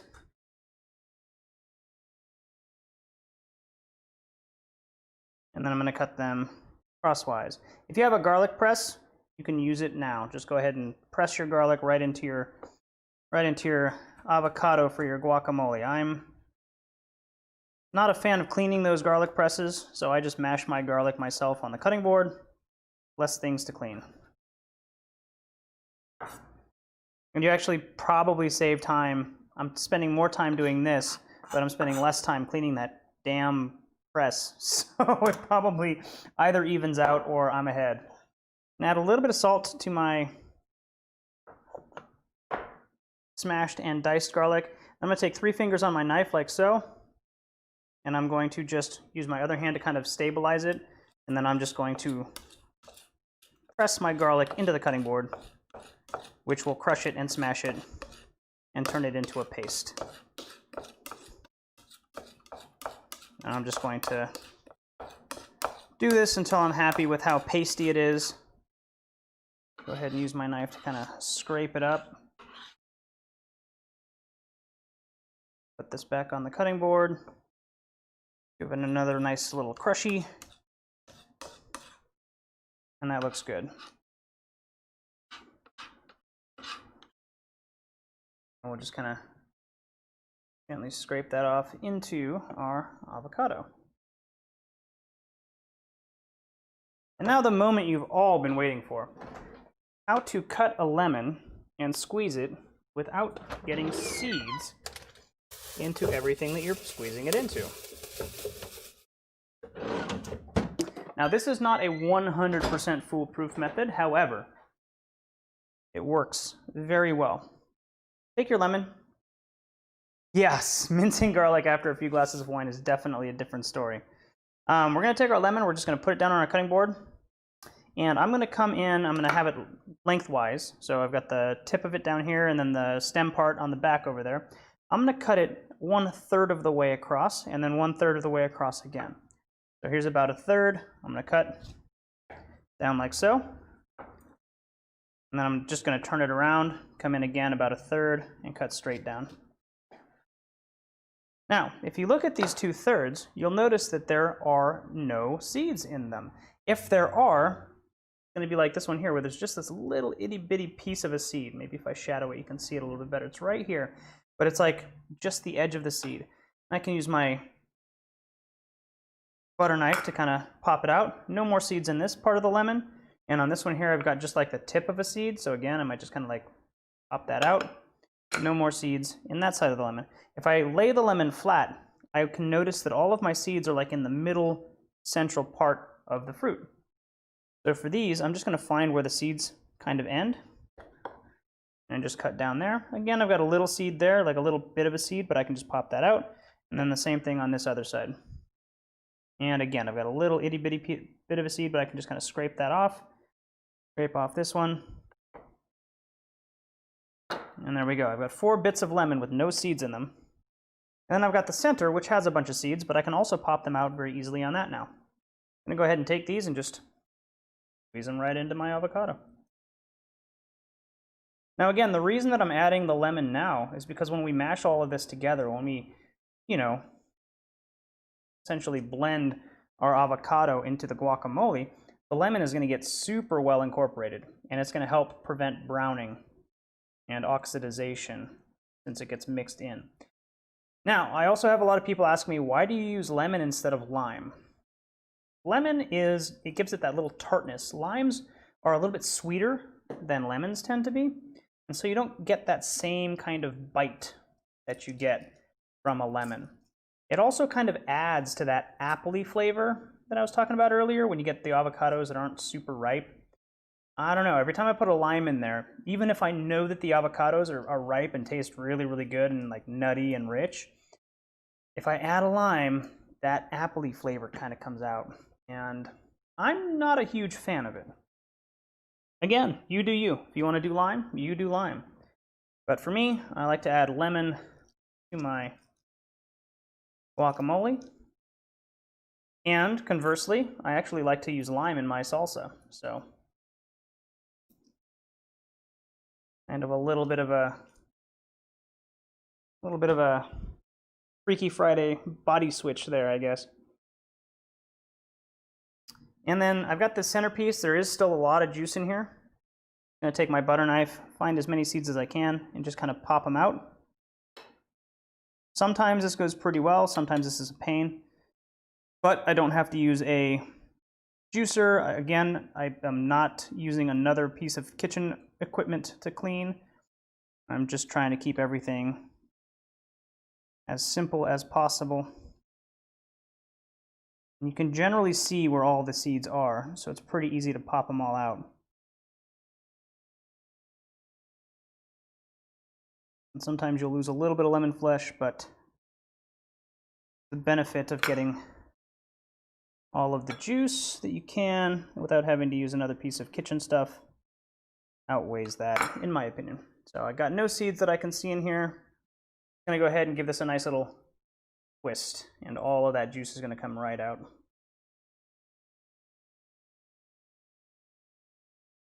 I'll use my fingers to kind of finish juicing. And there we go. Lemon in there. Another side benefit, if you do this right over your garlic, the lemon will help to kind of lift that flavor out of your cutting board. Honestly, if you're using a wood cutting board, as soon as you rinse it, that flavor goes away. But for anything else that you're cooking or prepping on the cutting board, that'll help kind of get rid of that flavor. There we go. Sweet, sweet. Hey Siri, how much time is left on the timer? 20-minute time. Minutes and 50. All right, we're doing good. I'm going to add a little bit of salt now. Enough to dust everything. That's also going to help kind of blend the avocado as we mash it. And now I'm just going to grab my my tortilla, my garlic potato masher. What am I mashing? Mashing avocado, but usually this is for potato. I'm just going to give this a nice rough little mash.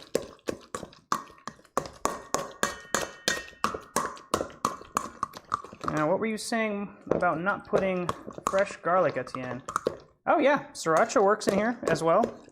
You can absolutely put jalapeno, habanero if you want to make it a little bit spicier. Sriracha, yep, that's got a lot of flavor in it.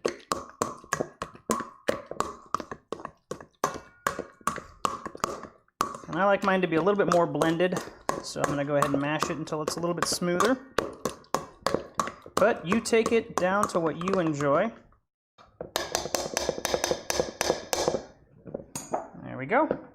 And now our base for our guacamole is done. At this point, if somebody doesn't like cilantro, I'm going to chop up my tomatoes and I'm going to add them, and then I'll mix it, and then I'll scoop out a couple of scoops for the person who doesn't like cilantro, and then I'll add the cilantro. Same thing with onions. We're going to be adding tomatoes and green onions. And if somebody doesn't like them, this is the point kind of where I can make my decisions about where I'm going to start sectioning this off for people who have any kind of dietary restrictions or dietary preferences. That's the word I was looking for. So for our cherry tomatoes, I just cut them into quarters. I basically take a cherry tomato, just lay it flat. I'll cut it lengthwise once. I'll flip the halves open like so. So I have the soft side up, and then I'll just cut through like this. And then I'll move on to the next one. I like to focus on one type of cutting at a time. So I'm not dicing any of these because my mind is thinking about lengthwise. So I can very quickly kind of breeze through cutting all of these things lengthwise and then switch to doing the cross cut.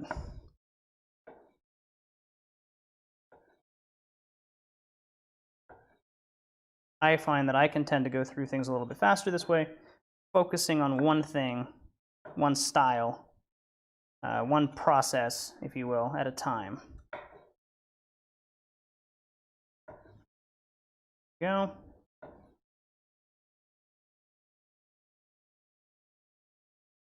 And the last one. Plus, now I've got, hey Siri, stop the timer. Enchiladas are done. Now I can decide how many I want to actually go and cut into cubes. I can probably take 6 or 8 at a time, and then just kind of cross cut them like so. So you're basically just working for efficiency here. That works. Ones are a little bit bigger. With 6. We'll just do the same thing. And again, you'll notice I'm using the claw thing every single time. I don't want to cut myself. And then I'll usually just grab whatever I can, move it forward, and then just chop right through it.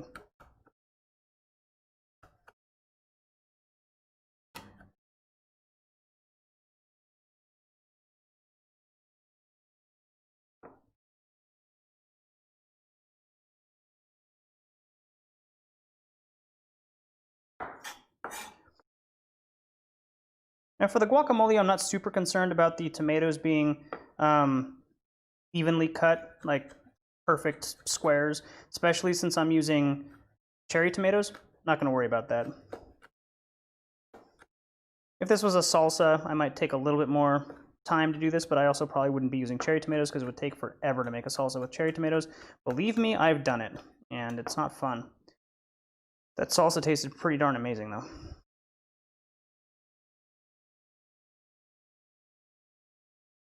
There we go. And there's all of our diced tomatoes. And scoop those into our guacamole.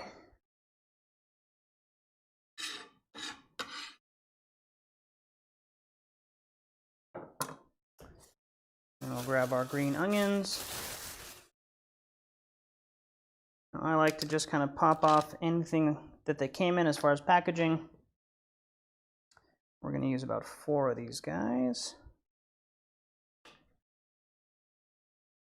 4 will be fine. What I like to do is just kind of chop off the whites, just the ends. Chop off about 1 inch or 2 of the stems. In this case, I'm just going to go with about 1 inch. And I'm going to check and see if there's any grit down in the stems. These guys look pretty clean. Now, by cutting off the white part, if there's any pieces that you want to take off, they just peel right off. And a lot of times this takes a lot of the grit off of your green onions. Now, that doesn't mean you're not going to rinse them. You're still going to rinse them off to get anything else off of them, but this will take off the majority. And usually it gets kind of caught in these like weaker, wiltier pieces, like underneath the edges of these. So by removing this, you're getting rid of like 90% of the grit on your green onions. And you're not wasting very much. It's very similar to taking off that first layer of a full-size onion. You're really just losing a little bit, and usually it's just covered in dirt anyway. So go ahead and give these a quick rinse. Get any other grit off. And then we'll get these guys sliced up for our guac. Now, I know my timer went off, and I know that I'm letting my enchiladas kind of sit. However, I know that they take another 10 or so minutes to be done, so I'm okay with that. I'm just going to go ahead and cut them lengthwise like so. If you cut them at a slight angle, they won't roll around on you. I'm sure there will be 1 or 2 that kind of find their way off the cutting board, but cutting them oblong makes them not be circles, and so they won't scoot off the cutting board and then roll forever. And here we go. Nice amount of green onion. We'll get this into our guacamole. And now the dreaded cilantro. Guacamole is all mine, so I'm not going to worry too much about the cilantro.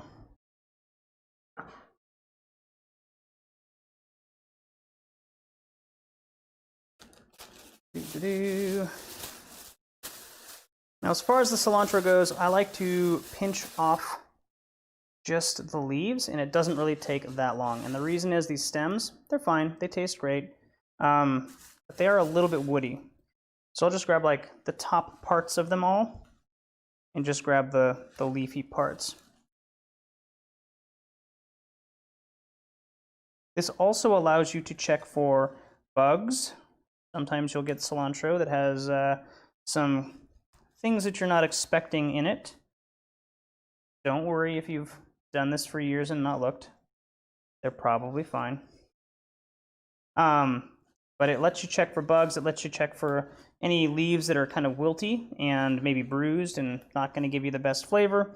It also lets you check for dirt on any of the leaves, so you can rinse or not. In my case, this is all pre-rinsed and then put back in the bag. So I'm just grabbing the leaves off, but I did want to talk about those talking points.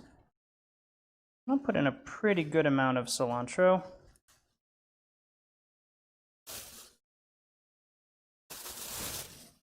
And there we go. Now, as far as the cilantro goes, I like to kind of arrange these into all going in the same direction, same general direction. All of the stems kind of go in the same way. And then I just kind of roll them up like so, as best you can. And then I'll fold it over on itself like so. Now I've got a little bundle of cilantro. I'm just going to cut through this once, this way. Again, keeping 2 fingers as kind of guards and keeping all the rest of my fingers behind them so that I'm less likely to injure myself. And then I'm going to cut once across like so. 3 fingers on the tip part of the knife, the other hand holding and rocking the handle side of the knife through once. I don't want to cut through my cilantro too many times because you can bruise it very easily and then it gets an off flavor. It will also actually, if you have bruised pieces of cilantro, I've noticed, and this is just me, coming up with what I've noticed. If I have brown bits of cilantro going into my guacamole, the guacamole tends to go brown a little bit quicker. And I have a feeling that when cilantro is damaged or bruised, it probably lets off some kind of a chemical that sets off a chain reaction. But that's not proven. I don't know that for a fact. It's just me guessing. I'm going to take all of this, just stir it in.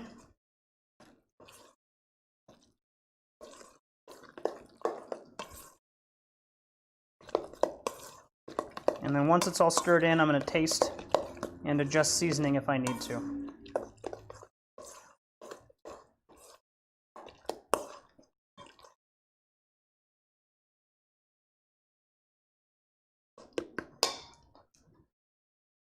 Yum. A little more salt.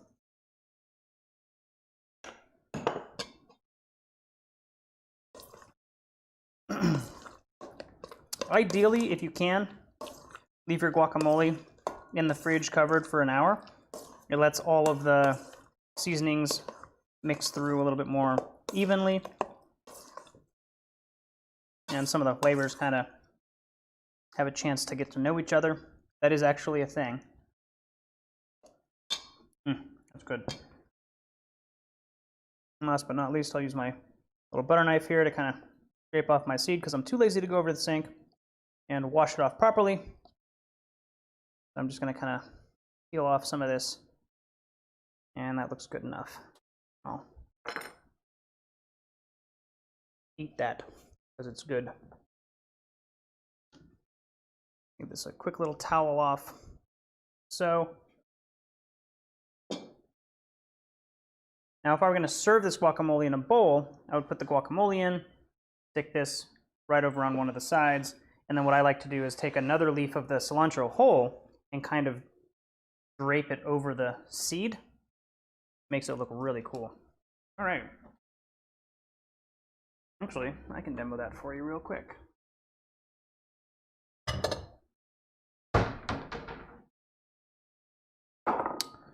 Little bowl there. That actually might not be a big enough bowl.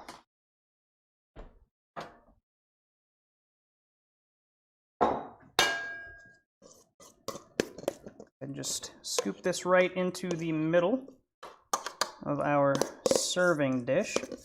I like to use, I'm not using right now, but I like to use a silicone spatula because you can really get everything off the edges here.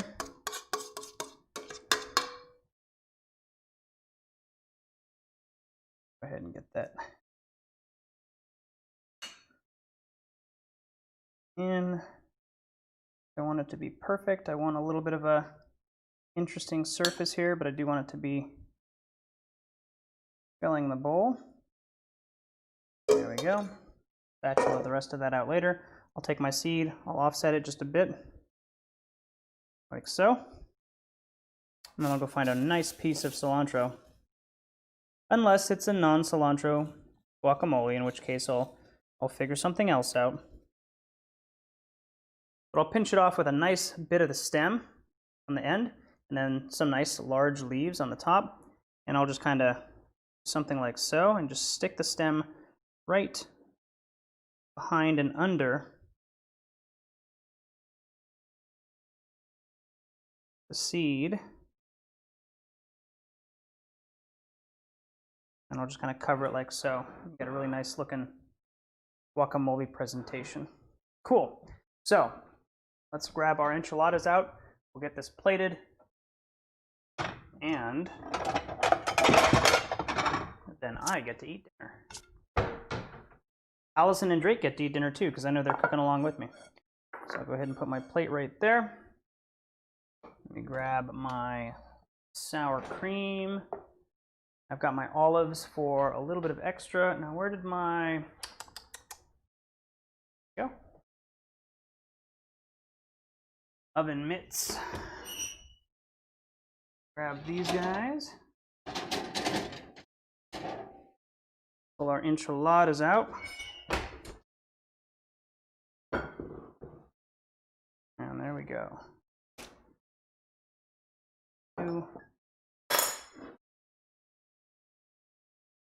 behind. And then last but not least, you can absolutely grab some cilantro.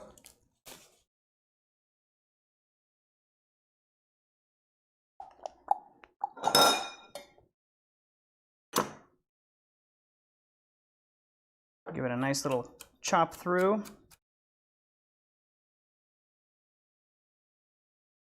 And a nice little crosshatch through.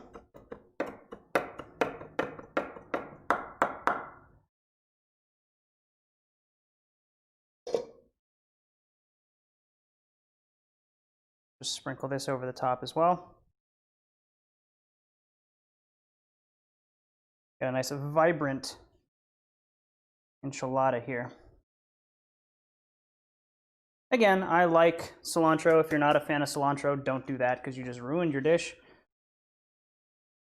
In fact, I made a tester version of this and added cilantro to it and served it to my stepmom, and she noticed. So it's definitely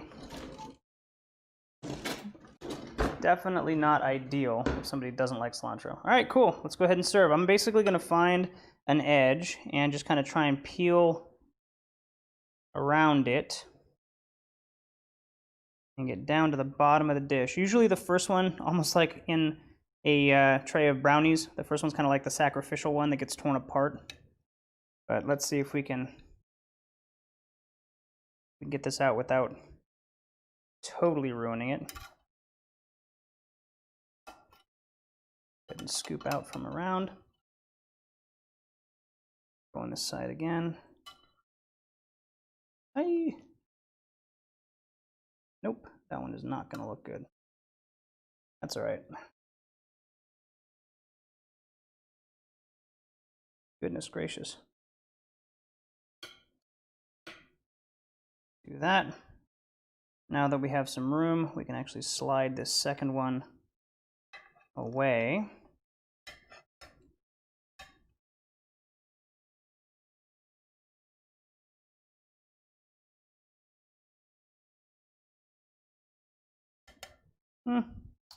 I'll do that one. That's fine.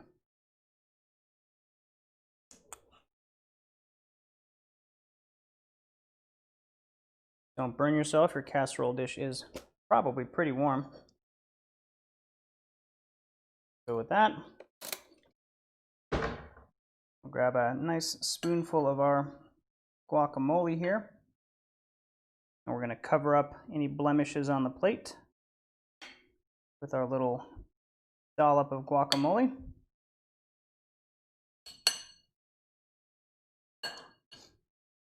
Now we're going to do the same thing with our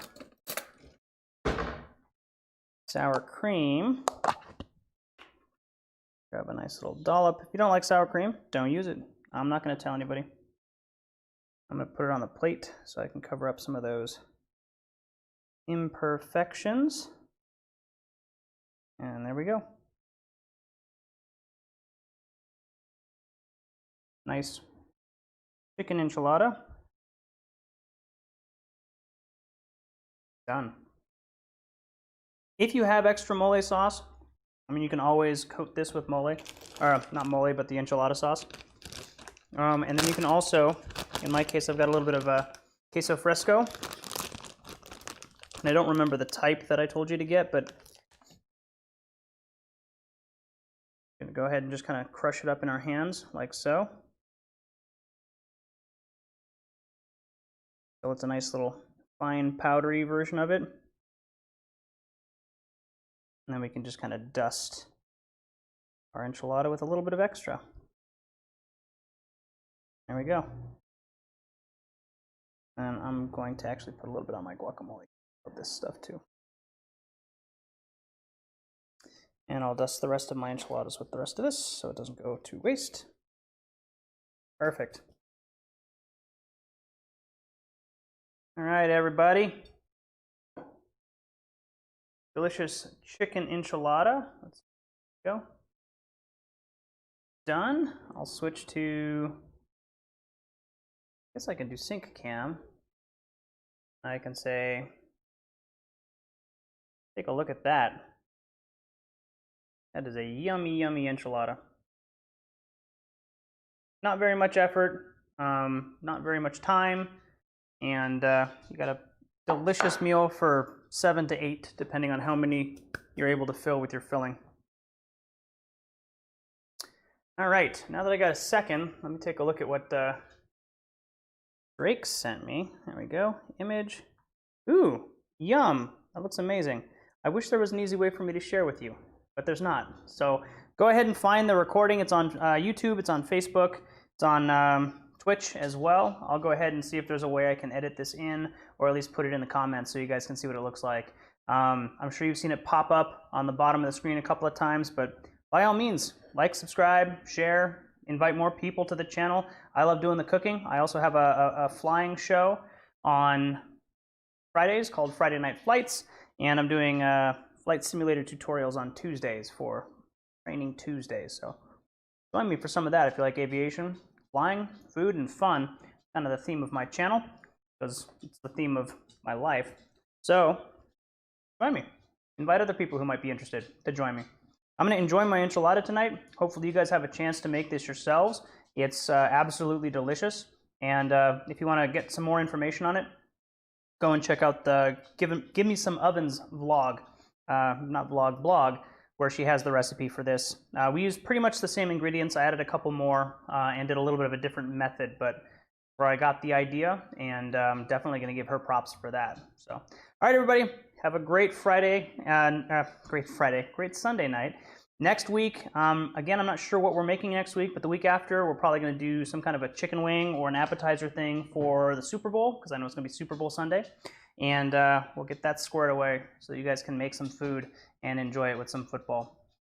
Maybe I'll do that next week so that you can enjoy it the following Sunday, because I believe the cook-along will be during the Super Bowl. So anyway, talk to you guys soon. Have a wonderful rest of your week, and I'll see you guys on the next Cook-Along Live. Bye, everybody.